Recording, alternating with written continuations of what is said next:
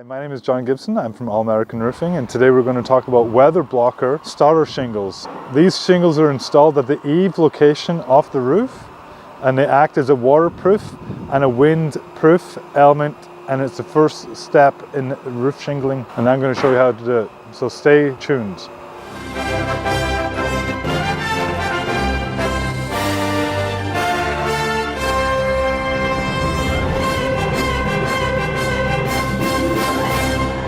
Hi, so today we're going to talk about the correct installation of weather blocker starter shingles. These are the first roof shingles to be installed in the roof, and they get installed at the eave by the gutter of the roof.